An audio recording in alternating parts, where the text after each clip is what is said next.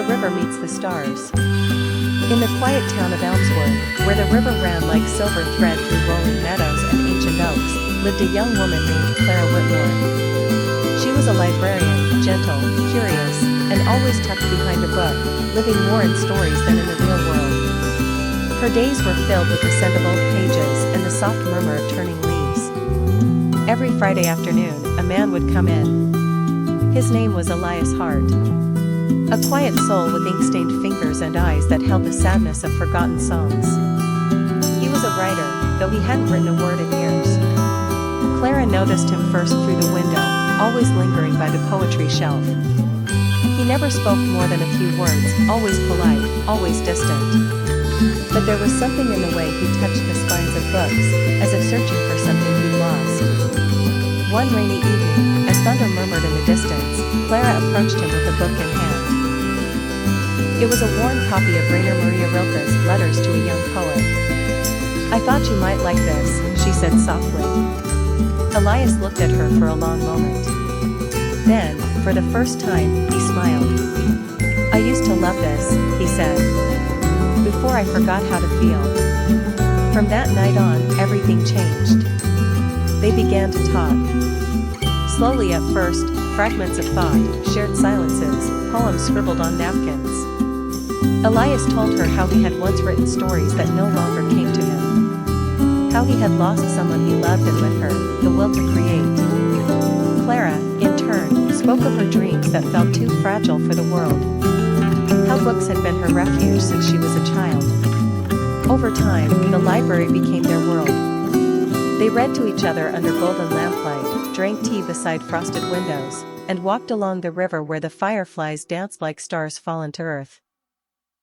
One evening, under a sky drenched in starlight, Elias took her hand and said, "You brought words back into my life, Clara. And with them, light." She looked at him, eyes filled with warmth. "Then write. Write about the river. Write about the silence between two heartbeats. Write about love." And so, he did. Elias began to write again, pages upon pages filled with emotion, healing, hope. His stories were no longer haunted, but luminous. And in every story, there was a girl with eyes like moonlight and a heart that knew how to listen. Years passed, and Elmsworth changed little. The river still whispered through the town, and the stars still shimmered above. In the library, now expanded and full of new books, a framed photo sat on the counter, Clara and Elias, smiling, arms around each other, surrounded by shelves of dreams. And beneath the photo, a plaque read, "Where the river meets the stars, love found its voice again."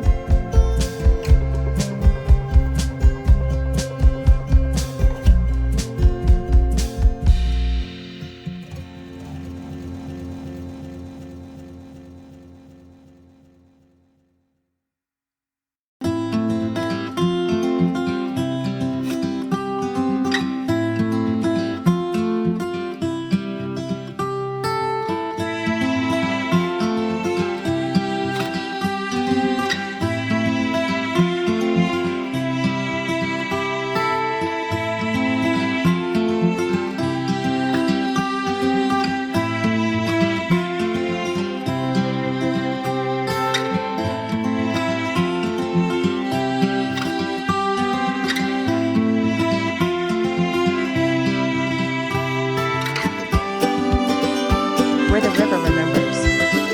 In a small riverside town nestled between the misty hills and the sprawling meadows, time seemed to move a little slower. The town of Elmridge was quiet, its streets paved with cobblestones, its roofs red with clay tiles, and its air always filled with the sweet scent of blooming jasmine. Amelia Hart, a reserved and thoughtful librarian, had lived here her whole life. She found solace in the rustling of pages and the quiet whisper of ink. Her days were predictable: early morning tea, opening the town library, organizing shelves, and returning home before sunset. Her world was calm, yet somehow incomplete, like a novel missing its final chapter. Then one rainy afternoon in September, everything changed. He appeared at the door of the library with raindrops on his shoulders and a worn leather journal in his hand. His name was Elias Rowe, a travel writer passing through Elmridge. He asked for directions directions to the old stone bridge, the one set to grant clarity to those who sat beneath it. She gave him directions, but he stayed longer, asking about the history of the town, and then returned the next day, and the day after. Each visit, he brought a story, of places he'd seen, people he'd met, poems he'd written along the way. Amelia, hesitant at first, found herself drawn to his voice, to the way he looked at her like she wasn't invisible. She, in turn, introduced him to the world of fiction, tales of love lost and found, of quiet strength and hidden longing. Days turned into weeks. He began helping her reorganize the library's old archives, brushing dust from forgotten pages. Sometimes, their hands touched over books, and neither would pull away. She started to laugh more, to wear the red scarf her mother had knitted for her years ago. He started to sketch again, drawings of her hands holding books, of the library bathed in morning light. One evening, as they sat beside the river under the golden canopy of autumn leaves, Elias turned to her and whispered, "You make me want to stay." But staying had never been part of his plan. He was a wanderer, born of the road. She was rooted, made of stillness and home. Winter came. The last leaves fell. Elias, torn between his love for her and the call of the world, confessed that he had to leave, but promised to return in spring. She smiled, though her heart cracked quietly inside her chest. "Then go," she said, "and find what you need. But if the river still remembers us in spring, I'll be here." The months that followed were quiet and aching. She waited by the river often, reading the letters he sent, each one folded carefully and inked with longing. Time passed slowly, marked by frost, then thaw, then the first bloom of wildflowers. And then, on the first day of spring, as she shelved books by the window, the bell above the library door chimed. He stood there, a little thinner, a little more sun-kissed, holding a single red tulip. "I found what I needed," he said. "It was you." This time, he stayed. And the river remembered.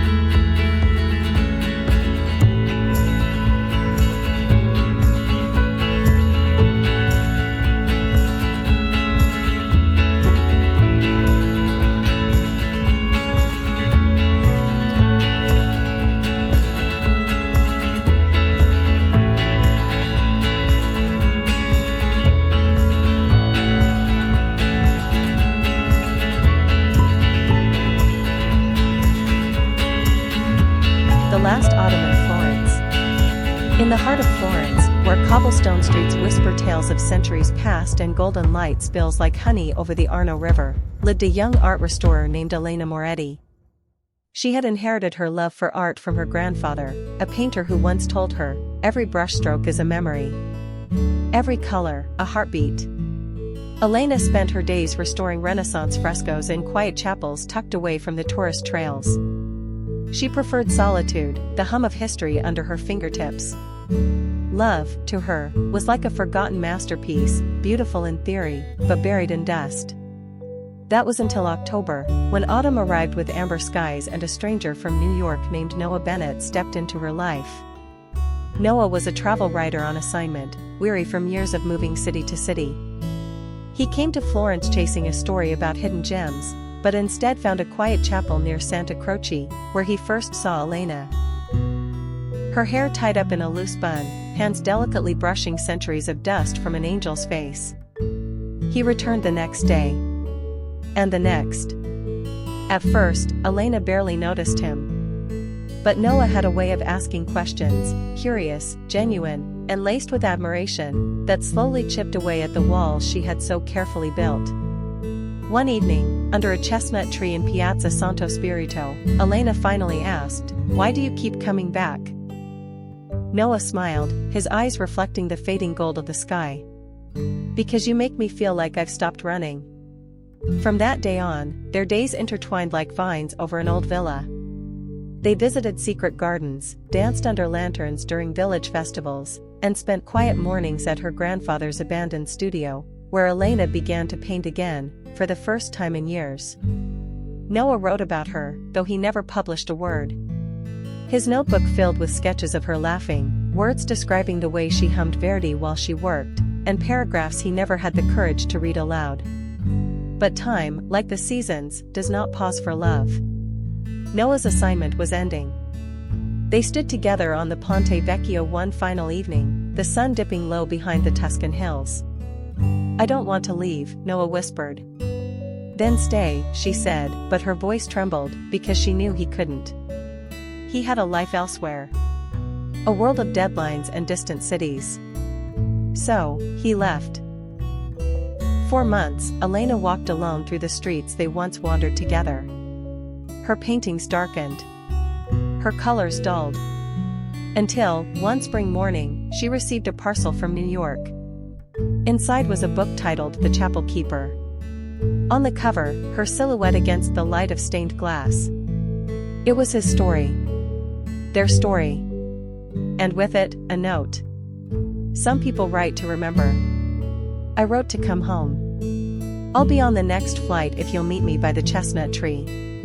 That evening, Elena waited beneath the blossoms in Piazza Santo Spirito, heart pounding. And when Noah arrived, breathless, smiling, eyes full of the same warmth she remembered, she didn't speak. She simply took his hand and held it against her heart. Because love, like art, never fades.